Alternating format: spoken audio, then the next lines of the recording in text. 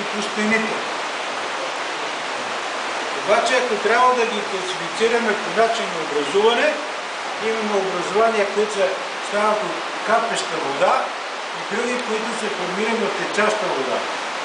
Ето тук е типичен пример, и понеже сега има повече вода, да видите кои неща се образуват в течаща вода.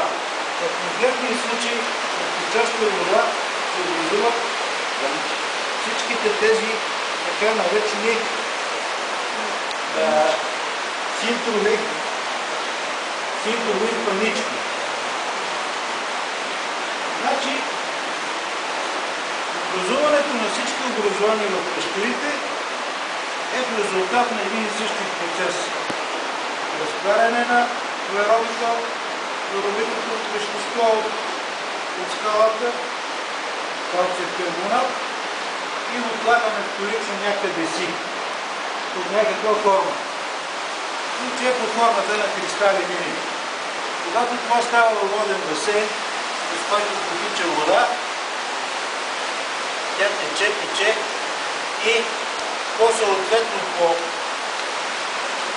ръба на скалата, някъде си, засочва облагането на калцитно вещество, облага се кристалче по кристалче и постепенно образувани такива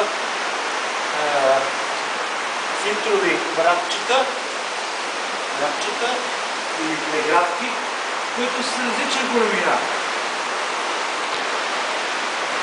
Водата обтича това нещо и от външната страна, тук, започва да облага. И както ще видите, всичките синтрови прегради се дебеляват от към външната страна. Погледнете ги, вижте. Отдолу са пухи, ето като бръкнеш е пухо, а дебелата им част е отвънка. Защото водата, като мине отдолу, ето вижте как става, протича, тук се отлагат калцитни вещества и така се образуват всичките. Тук е много готино сега да се измие в пещерата, но нямаме чет. Защото това всичко тук са минавали хора на каляне. Сега като има течаща вода, това ще грешно. Това всичко стане от такова. Като се купали.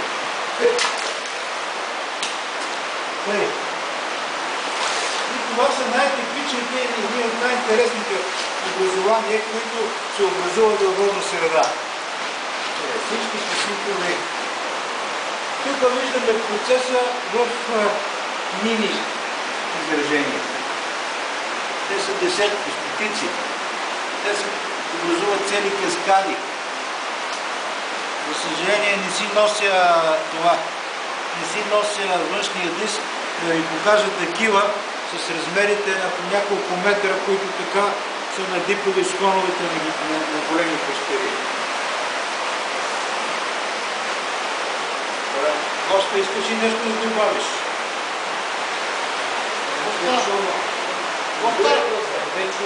Сега, ето ви тук това, което говоря, типичен пример за какво се случва, когато имаме бърза капка.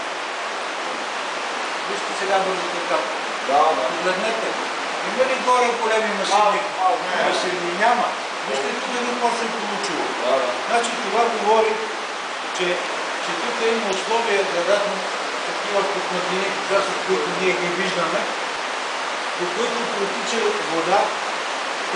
бързо вода и няма възможност да станат масивни, големи такива сталактити. И затова тук се е получила тази невероятно красива, много красива, за съжаление, малко изкапана. Тук